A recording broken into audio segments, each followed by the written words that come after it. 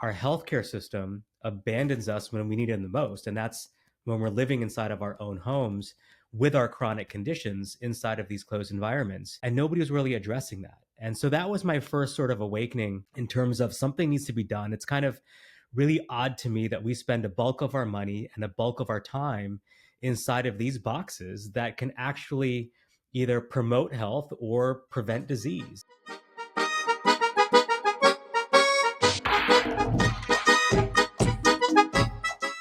Have you ever met one of those people who seems like they've already lived 1,000 lives in just a matter of decades? Well, Dr. Gautam Gulati, or Dr. G as he prefers, is one of those humans, or rather superhumans. He's earned a medical degree, business degree, holds a certificate in design, has launched several successful ventures, and speaks around the world, to name just a few of his accomplishments. And while these may first appear as disparate paths, there is a golden thread through each one of his endeavors: changing people's lives. But he also doesn't shy away from challenges. So when his dad developed a rapidly progressive form of Alzheimer's and wasn't getting the support he needed from the traditional healthcare route, he became his full time caregiver. He moved him into his home, then began investigating how the built environment could help or hinder his father's health, longevity, and safety. After implementing some of these design strategies, they were astounded by the outcomes. Not only did the design help reduce agitation and improve happiness, it even cut his father's medications from 12 to 3. These findings then led Dr. G to create the Well Home, and now he's made it his mission to help others change their lives by adapting their environments.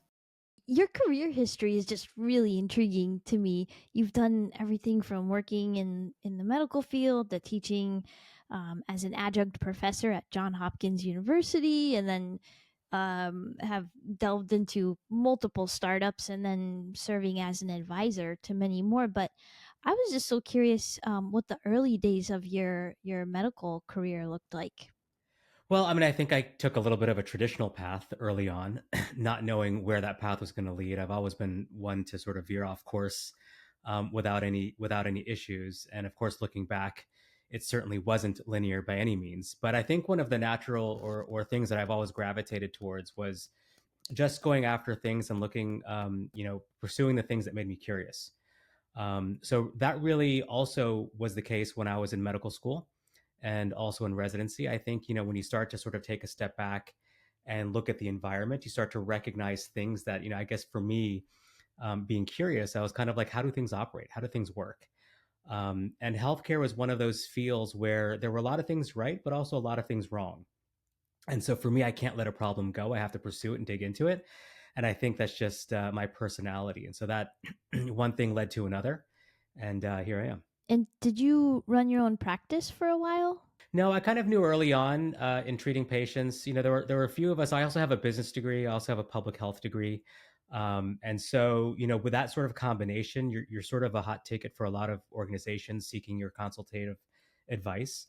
So I really got drawn to some of the other elements of healthcare, not knowing that I probably wouldn't come back into practice. It's not like I veered away thinking I don't like medicine, I don't like patients. I love that aspect of it, but I felt like I was more drawn to some of the other business aspects and design aspects of healthcare than I was more to direct patient care.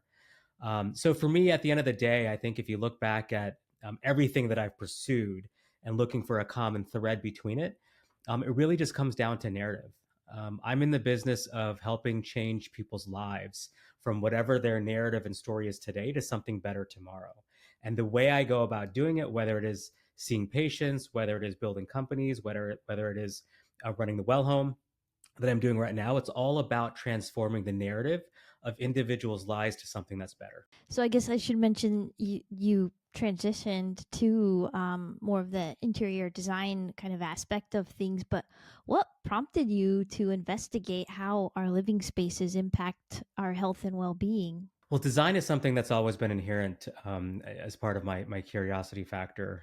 I love looking at the design of all sorts of things, right? So I used to throw events and parties, and I was in the marketing and advertising world. So I've always viewed the world through a lens of design. I tend to look at design from a couple of different elements. We know design is how things look, but also design is how things work, and also I add a third element: design is how things feel. So those three factors are very important to me in terms of. as you probably read up, I am also a certified interior designer. But I'll get to sort of why I pursued that path, and what sort of prompted this whole thing based on your question. In 2012, not knowing where this was going to go, my dad was actually diagnosed with Alzheimer's, and we're a whole family of doctors. My sisters are doctors. My dad was a doctor, and when he was diagnosed with Alzheimer's, I mean, we were prepared as a family for anything physical that may have happened, a heart attack or cancer or something like that. But Alzheimer's is one of those things where it takes out your mental faculties, and we weren't quite prepared for that, and what to do about that, because the science around it is very, very limited. And so he ended up having a rapidly progressive form of the disease that within a couple of years, my parents had moved in with me and my family. And, we got him, being all medical doctors, we got him some of the best medical care you can get, the best treatments, the best diagnostics with some of the best clinicians in every specialty. But that really wasn't, you know, moving the needle very much. It wasn't demonstrating a lot of um, great interventions. And so we started to look at, other things that could possibly help. And one of the most obvious things was how he lived in our home. And we had all sorts of questions, right? Questions like, when's the right time to move him to the main floor? When is he at risk of leaving the home, maybe like called flight risk? Or when is he at fall risk? And are there ways that we can track if he's going to leave the home or if he falls in the home? Where and when do we put grab bars around the home? Like, what's the right technique, and how do we not make it look so geriatric and sort of nursing home like? How do we create patterns and trip hazards? Are there digital tools we can use for greater connection? Are there ways that we can adjust the lighting to reduce agitation that comes with sort of this symptom that's called sundowning? So we had the list goes on and on and on. And we were experiencing all these different challenges in terms of his daily living activities, in terms of his quality of life. And it was impacting us as caregivers and caretakers as well. And there was no place to turn to, which was really eye opening to realize the fact that our healthcare system abandons us when we need it the most. And that's when we're living inside of our own homes with our chronic conditions inside of these closed environments. And nobody was really addressing that. And so that was my first sort of awakening in terms of something needs to be done. It's kind of really odd to me that we spend a bulk of our money and a bulk of our time inside of these boxes that can actually either promote health or prevent disease. And no one looks at it from that frame of mind. And so for me, observing from the outside, like I said before, I'm one of those people where if I encounter a challenge or a problem or I see an issue, I need to go fix it. And this was right before COVID. My father unfortunately passed in 2017. And then, having had a career in the innovation of healthcare and seeing where the trends of healthcare are going, we saw, about 10 years worth of innovation in the span of 2 years over COVID. And what started to happen was people started to realize that wellness was a priority. They started prioritizing themselves. And so what we decided to do in being asked by a number of other people, we said, well, how do we essentially, create and understand and research and offer up different types of health and wellness design elements for the home? And so we started researching and holding focus groups. And that's really what culminated into the company that I run now called the Well Home.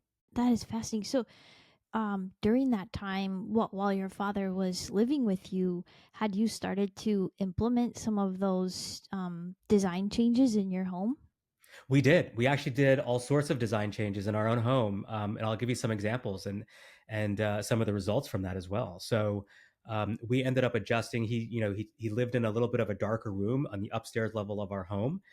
We ended up changing the lighting, using more softer, warmer lighting, and ideally, if you can put circadian lighting, that's even better because then it mimics the natural lighting cycle. And how we sleep and how we function as human beings, which is incredibly important. Now you can buy those, centralized lighting systems for your home that offer that. But if you can't, you can do simple things like just in the walking patterns in the rooms that they tend to use softer, warmer lights. We put safety cushions on the edges of the furniture. In those that didn't have rounded edges, we used furniture that had sort of more ability to hold. So as he got up, he didn't fall or risk falling. We used grab bars on the sides of the beds. We adjusted the paint colors to make it more calming and soothing. We created sort of high contrast patterns for where he walked. So we observed he only walked one or two patterns throughout our home. And so we made sure that in those pathways, those patterns, um, there were no trip hazards, removing all of the rugs, making sure that there are things to grab onto and not sort of loose furniture, but heavy furniture to hold onto, making sure the paint colors are recognizable, not having a lot of clutter, reducing sound noises, making sure that there were clear pathways to the bathrooms. Of course, many of these elderly folks tend to, frequent the bathroom at night in the dark, putting, little walkway lights and hallway lights and night lights along the pathway that doesn't interrupt the sleep. Acoustics really mattered. Having calming sounds for my dad, music was a big deal. So we always had music playing in the background just to sort of keep him calm, less agitated. Um, scents actually matter. People don't realize this, but we burn a lot of candles in our home. Some of these scents can be triggers to different types of symptoms for patients with dementia. What else? The materials that we used on the bed. So we tried to keep the temperatures much cooler. Keeping it, for him, roughly it was between 67 and 69 degrees, but you could also do cooling mattresses. I mean, the list goes on and on and on. In fact, we developed a 100-point checklist just for dementia inside the home. So you can imagine, how much you can actually do from those small changes make a big impact and big difference in terms of their quality of life and their daily functioning. And then you expand that and extend that to other types of chronic conditions, such as migraines, or families that have children with autism, or COPD, or respiratory illnesses, or heart diseases. That checklist is different, but we have a methodology that we look at 12 different categories, which I'm happy to get into if you want to go into that detail. That's just so fascinating. Uh, I would love to get into some of those, but I was also just curious. Did you notice a difference after you started implementing some of those changes? Oh yeah. So some of the stuff that we saw, I mean, for one, he was, for those with dementia dementia symptoms, they tend to get agitated very easily. So there's different types of things that can trigger agitation. Usually in the medical world, we're very quick to just give a medication, right? So we'll give him some sort of sedative to calm him down. But I tend to believe in going to the root cause, like what's causing the agitation, and how do we soothe that versus jumping straight to medication. So things like reducing the sense or eliminating sense, getting the temperature right. The lighting was a significant impact. There's a thing called sundowning that happens in the evening when the sun goes down. We don't know exactly why, but they tend to get more agitated. So if you just use more daylight type of lighting inside the home, it reduces those types of symptoms. So we saw a lot of less agitation. We saw better communication. So we had different types of communication tools that we were using, from whiteboards to hand gestures, to just making him a part of the conversation rather than sort of sitting separate from us. That opened up a lot more sort of communication. We would keep little puzzles around the house and little brain puzzles, like Connect Four, Tic Tac Toe, uh, you know, uh, the physical puzzles around, and that just kept his brain stimulated, and kept him more calm and more interactive, and also gave a little bit of a sense of purpose. It kept him occupied, versus just sort of staring off. We saw a lot more smiles. We saw happiness improve, not just within him, but also us and the family as caregivers, because it could be really really tiresome and really frustrating to be caregiving. So just happiness in general. We also saw more objective measures. For example, we reduced his medications from 12 medications down to 3. So what ends up happening with some of these patients is you initially start treating symptoms, but then the way our health system is really built is a sort of an organ-based system. It's a sick care system, is what I like to call it. And we start treating the side effects of those prior medications that we gave, and it just keeps piling on and on and on until this endless cycle. And nobody wants to remove any particular medication, in the event that it might be needed, or it might cause more harm. And so we were actually able to reduce that down pretty significantly, which at the end of the day, he was more functioning, more alert. We were much happier, more with it. Does this stuff delay progression? I think that's one of the things that we would like to study. We don't have the answers to that yet, but we're hopeful in terms of some of the pilot programs that we're running with these different conditions. We might actually have data that can determine and inform us what kinds of direct impact we're actually making across the home. Wow, that's just amazing that you were able to cut down on the medications alone and just that level of happiness. And I could see even implementing that in your home, even if you're not dealing with dementia, that a lot of those things carry over just to the fundamentals of human health. Yeah, and we look at it from a couple of different angles, right? There's one element of promoting health. Are there ways that our home can actually promote better health and better habits? Are there ways that our home can actually delay or better manage disease, delay disease or manage disease? And are there ways that our home can actually allow us to age gracefully in this environment? Can we age in place pretty well? So we look at it typically from those three different structures.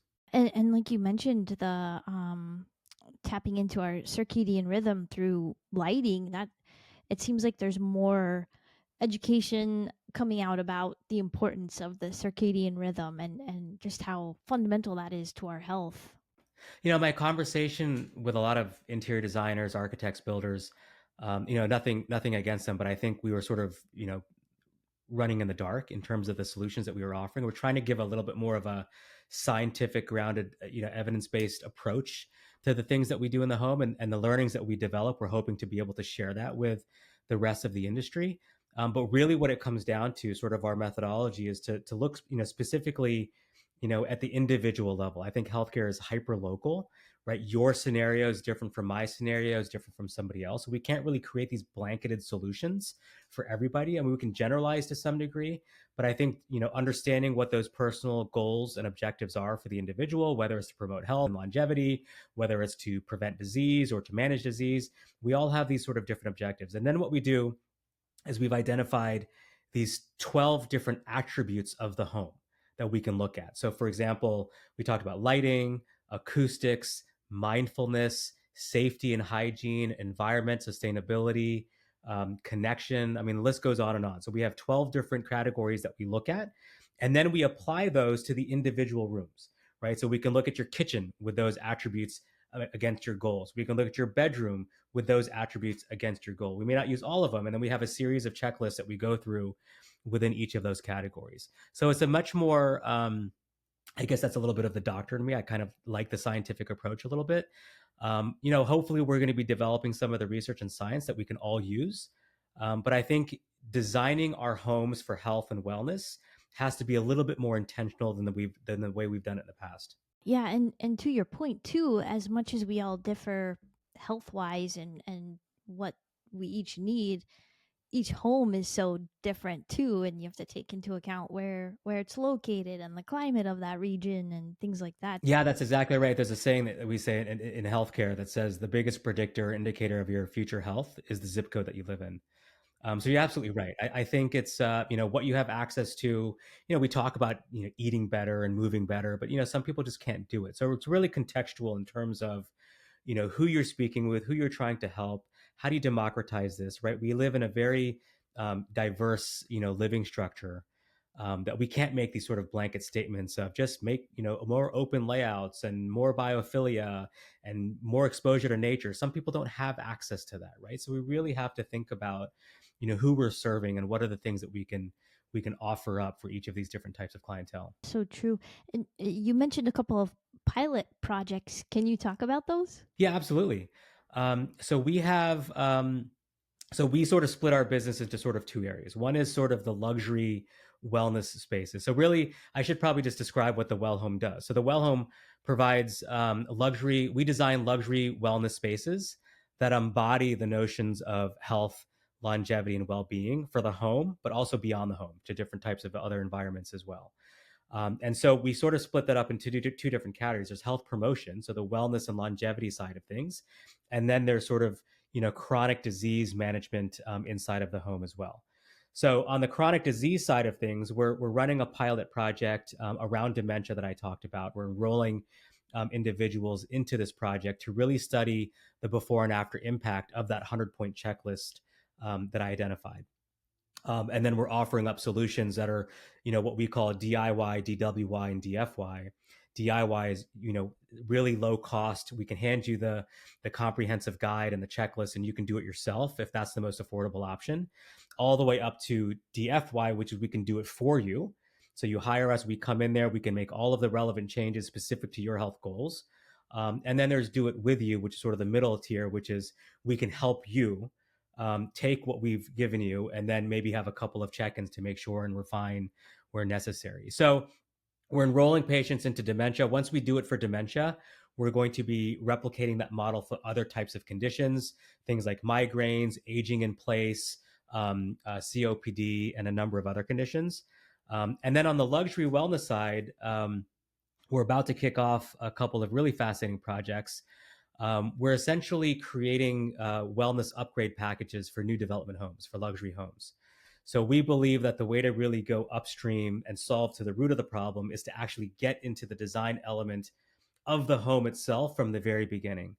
And so we are actually hoping to kick off soon a project in the Teton Valley of Idaho, where there's going to be about 325 ultra luxury homes. And we're going to be doing the wellness upgrade packages for each one of those homes.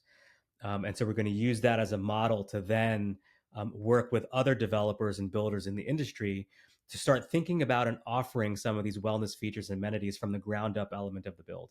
That is such an important place to start is from that ground up, because then you can really direct, placement of windows and the size of those and how much daylighting and acoustics and healthier materials. That's really the ideal scenario. So I mean, we can fix things. The same with how medicine is practiced, right? You can treat things now. Like if you have an existing home, I can come in there, I can solve for the things that I can do without breaking down all of the walls. Or we can try to go further upstream and get to root cause. And so working with builders essentially gets us to the root cause.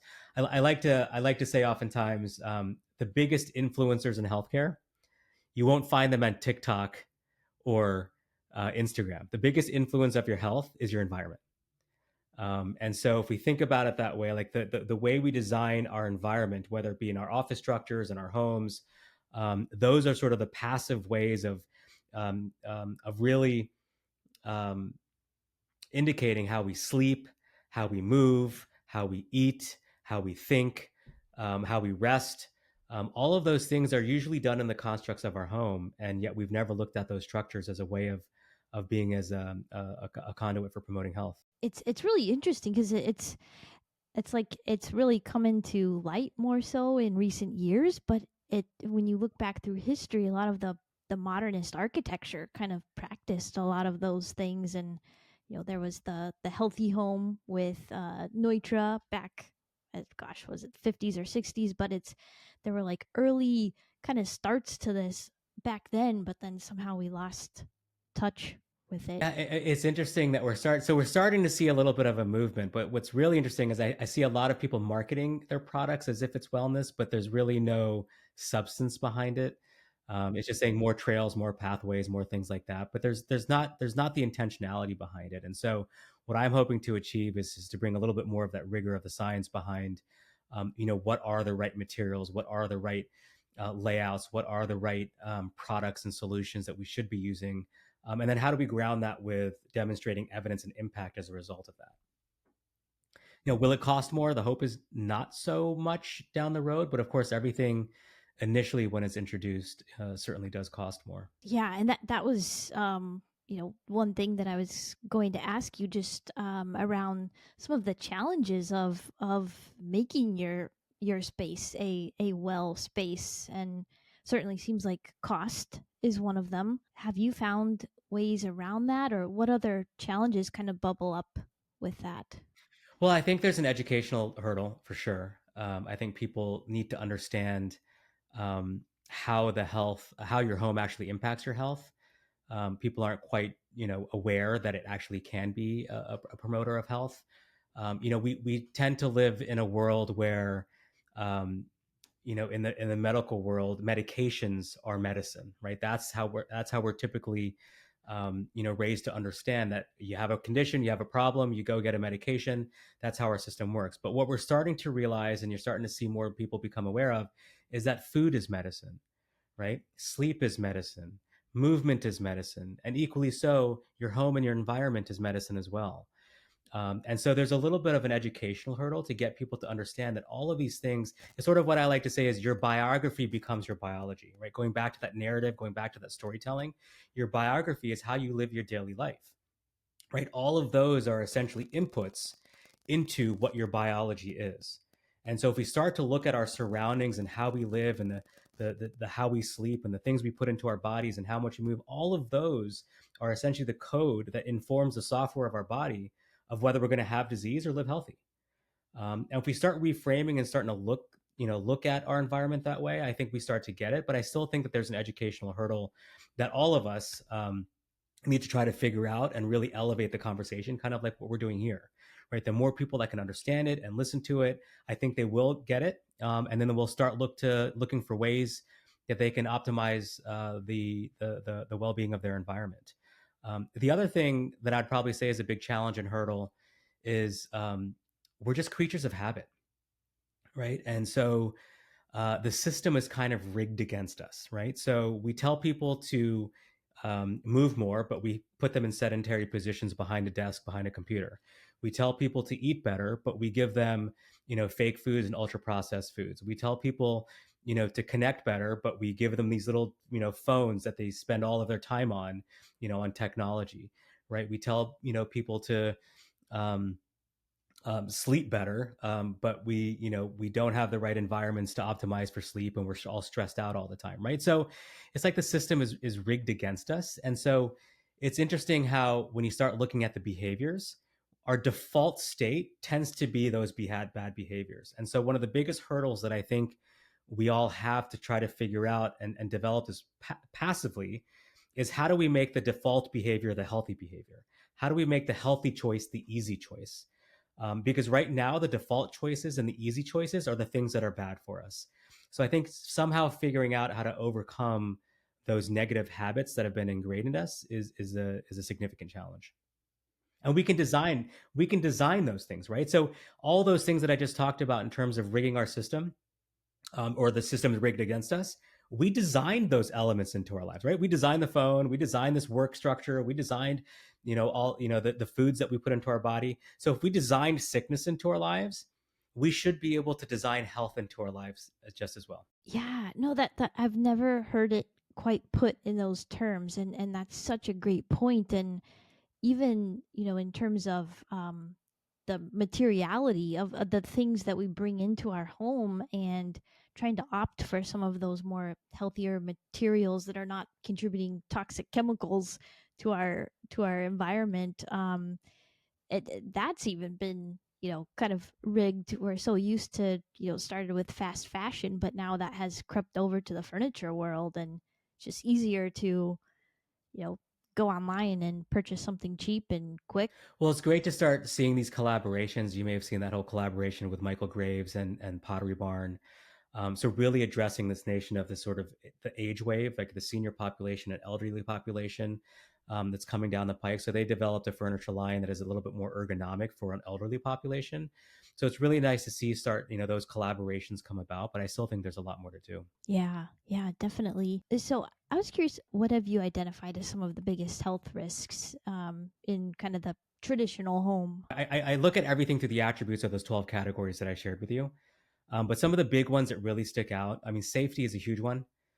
We really design these homes to be unsafe in a number of different levels, not just trip hazards and sharp edges and things like that for the elderly, but safety in terms of toxins, right? The environmental toxins, the invisible aspects of our home, I think are the things that really worry me the most because you don't know they're there, right? So looking at air quality, that have creeped in, looking at, and it's not just we tend to think like air quality coming in from the outside, but there's a lot of materials inside of our homes that release, for example, formaldehyde, or these PFAS chemicals that I'm sure a number of people have heard of that get emitted, but we have such great insulation in our homes that they get trapped in our homes.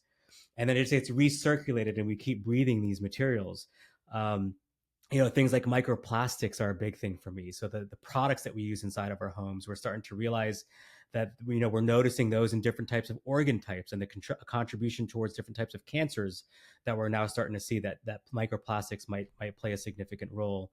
So the materials, the safety elements, the environment of the home, those are big things.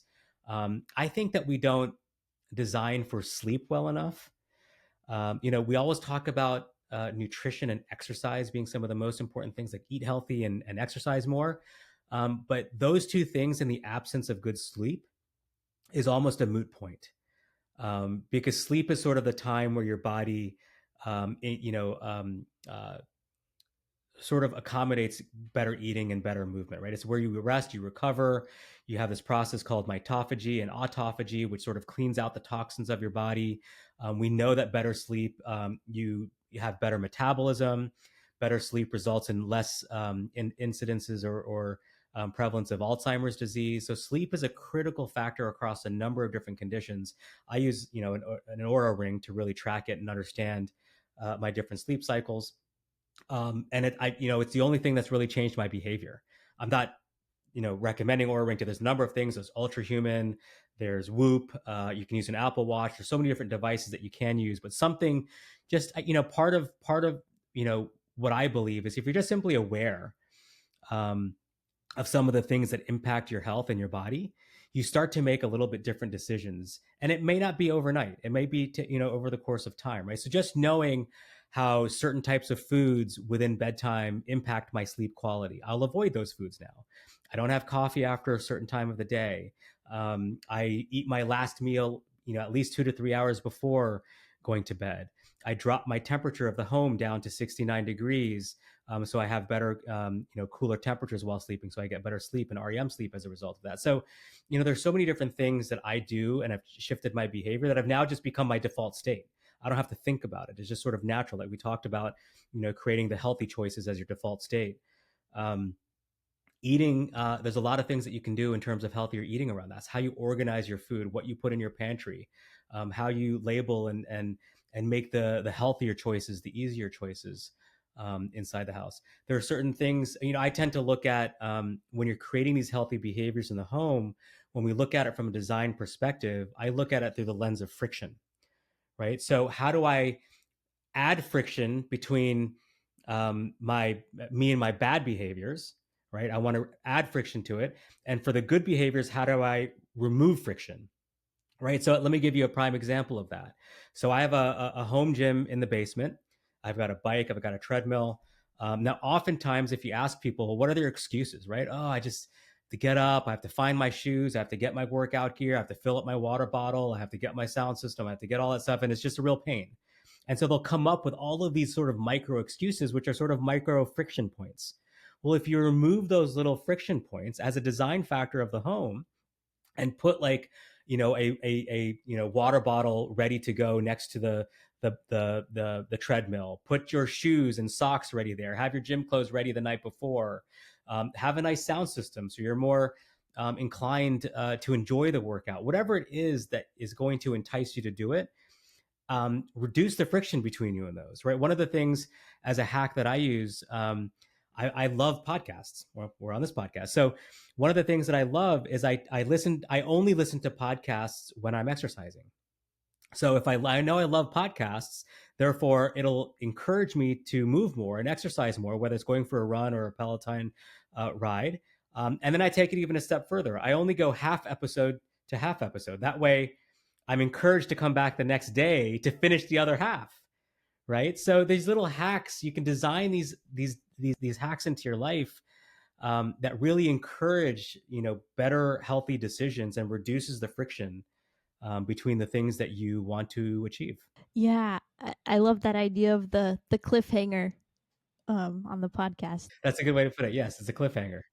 And the things I just described, these aren't like mind blowing stuff. It's not stuff that you have to redesign your entire home and really expensive. These are really simple changes that anyone can do. Just jumping back to the sleep thing, there's, maybe you've read this book. It was a really eye opening read for me, but it's called Why We Sleep by, Yes, yeah, Matthew Walker. yes, yeah. It's anybody should really give that a read or a listen to. It's fascinating how much sleep impacts our bodies. Sleep and even breath when it comes to stress reduction. So I measure my HRV, and you can measure, soon we're going to have tests that you can measure your cortisol levels.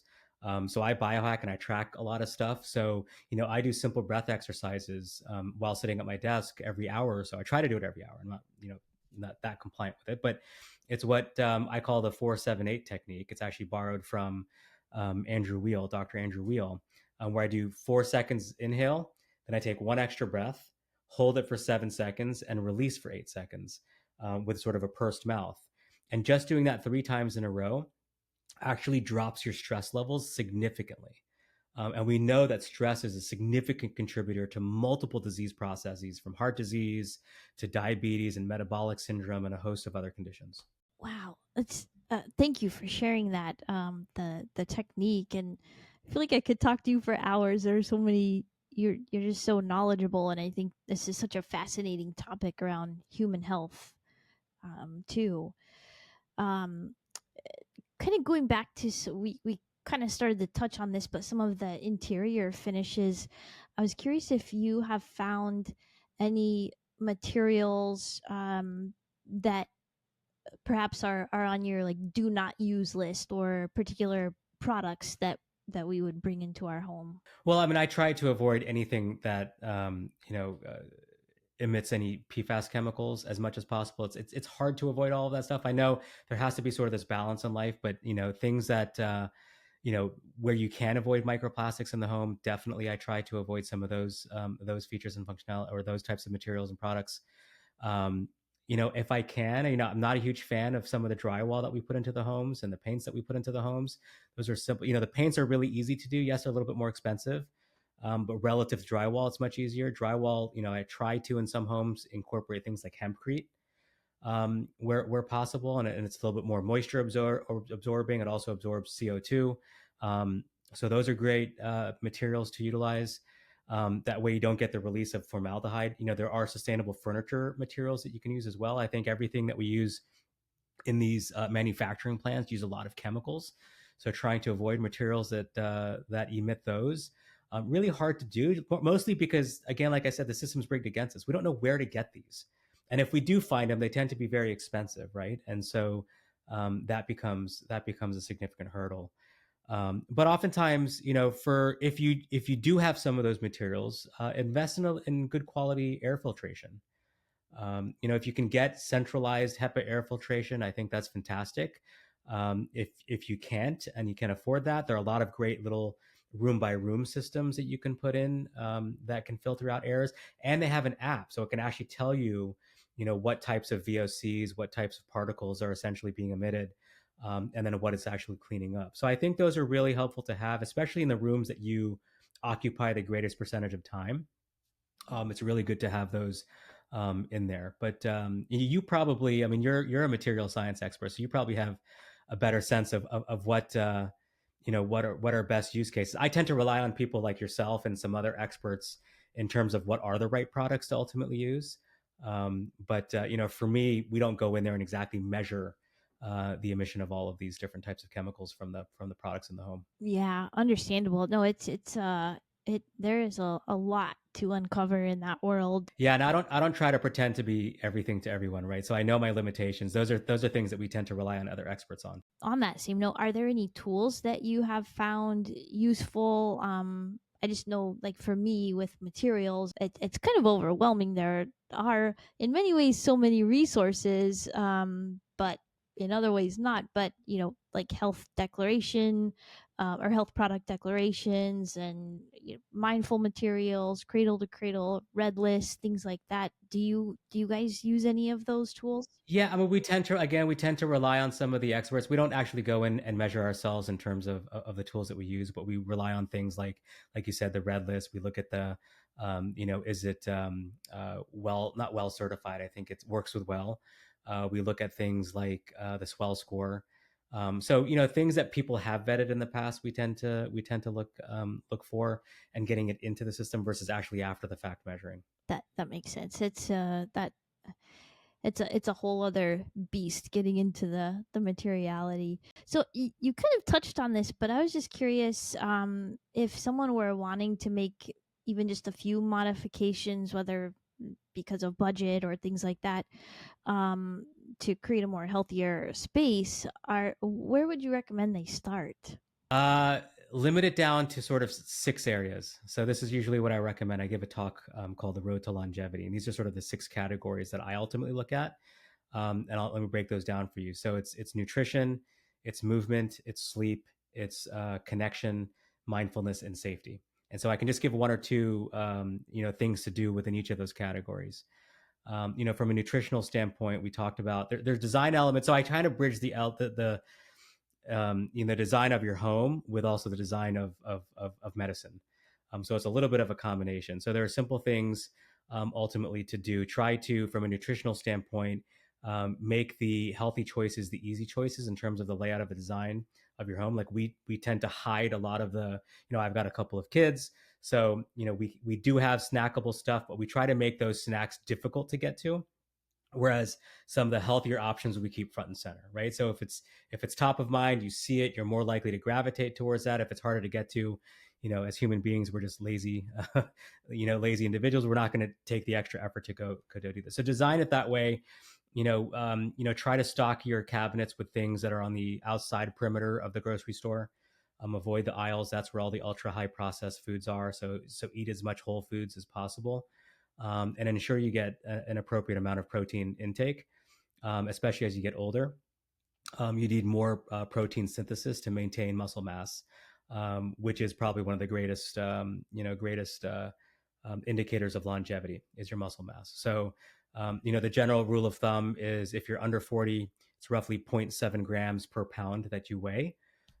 If you're over 40, it's approaching a gram of protein per pound that you weigh.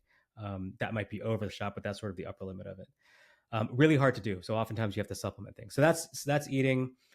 Movement, of course, we talked about the biggest thing around movement is reducing those elements of friction.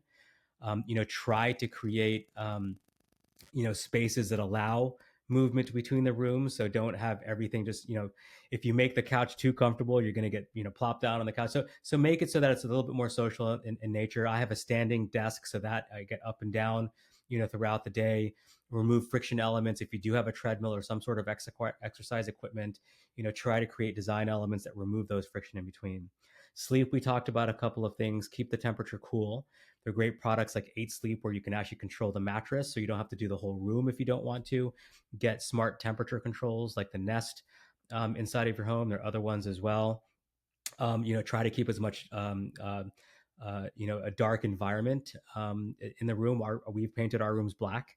I know some people think that from a design standpoint, they have their opinions on whether you should have a black room or not, but we have a complete blackout option. Also, the most important thing, the trick to getting better sleep starts the minute you wake up. People don't realize that when you wake up, you should start your day with 10 minutes in direct sunlight. And so that actually, has adjusts the melatonin in your body for optimizing for better sleep at nighttime. So it tells your body, it's related to sort of the circadian rhythm. So lots of things that we can do from a sleep perspective. Also when you eat your last meal, what types of foods you eat, alcohol, caffeine, all those types of things can trigger better or worse sleep as well. When we get to mindfulness, those are things like trying to incorporate biophilic elements. Nature is a big thing if you do have access. Creating that indoor-outdoor space is extremely important. If you have a deck, making it comfortable to go outside, when the weather permits, and again, depending on your geography. But if not, at least having, windows that are exposed to sun elements is extremely important. And other things that you can do is, if you can, we've installed green walls inside of a home that not only have, mindfulness elements to it, but also health benefits to it as well, right? So they produce oxygen, they absorb carbon dioxide, they're beautiful to look at, they're stress reducing. So those are some great mindfulness elements. You can also use soundscapes. So we have music and soundscapes playing a lot. Connection. We designed something that's really unique to us. We designed these rooms called social speakeasies. So if you've seen some of the latest research provided by the United States Surgeon General, Dr. Vivek Murthy, he talks about this notion that loneliness is probably one of the biggest epidemics that we have in our country. The more technology that we have, the more lonelier that we're getting. We're not getting more connected, we're getting disconnected as a result of it. And so creating these intentional spaces of gathering, I think, is extremely important, and allowing room to eliminate technology from those. So some people can call it a game room. So for example, in social speakeasies, I call it that because it's kind of a dedicated space simply for gathering and entertainment, right? And so we typically tend to think of speakeasies as bars, but we develop them for the social element of it, right? So you don't have to be serving alcohol. It can just be a nice place where you play nice music, you're disconnected from technology, you have chess games and boards, and you invite friends towards too. But it's an intentional space for gathering and connection inside the home, whether it be within your own family, with your partner, or just inviting friends over. So we like that. And the last one is safety, which are things that I've touched on before a little bit in terms of looking at the environmental toxins, the invisible toxins of your house, air and water being the most important ones. But then, especially if you're older, looking at trip hazards inside the homes as well. So those are probably the six big buckets that I tend to I get people to start with. Oh, thank you for sharing that. I love that. I love the idea of calling it a speakeasy. It just sounds cooler too. Social I don't know. speakeasy.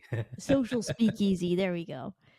Jumping back to the idea of getting sunlight in your eyes first thing in the morning. Do you listen to the Huberman Lab I do. podcast? Yes, I do. Oh, okay. Yeah, he's a big proponent of getting that sunlight Hmm. in your eyes and has talked a lot about how that correlates to better sleep. I guess one last question. Since introducing the well home, what have been some of the biggest lessons you've learned? We're really bad at the marshmallow test as human beings. Are you familiar with the marshmallow test? No. So the marshmallow test is a study that was done years ago, and there's some controversy around it, but we won't get into the controversy. But the premise of the study was they put a bunch of kids and inside of a room, and they said, "Listen, here's a marshmallow, Oh, I um, have heard. Yeah. right? And I'll be right back. I forgot something. I'll be right back. But if you wait till I come back and don't touch your marshmallow, you'll get two." And so they leave the room, and they want to see if the children, have the discipline to wait enough to get two marshmallows instead of just one. And so it was an indicator of long-term leadership qualities in children. But the lesson of it is that we as human beings are really bad at the marshmallow test. Like we like our vices now. We like to live for the short term, and we're really bad at planning for the long term. And so I think that's the biggest thing I've learned is that you can't, if you're trying to design to change people's behaviors, I think that's a really hard thing to do. I think you have to design things in the construct of how they're living their reality and living their life and making small nudges over the course of time that result in sort of compound interest of changes, right? So small changes that can compound over time will have a significant and a very big impact. And so I think that's the biggest lesson I've learned is how do we essentially make these design elements to create, passive health behaviors versus making them proactive. And I think that's where we'll fail if we're trying to do a forced nature of change. Yeah, so important and kind of to what you mentioned earlier about removing some of those friction points and building in the things that can make the healthier habits easier. Yeah, and so I mean, and you can design these ways to make it almost invisible. Like you don't even know that that we've designed the home in a way that encourages better communication or better sunlight in the morning.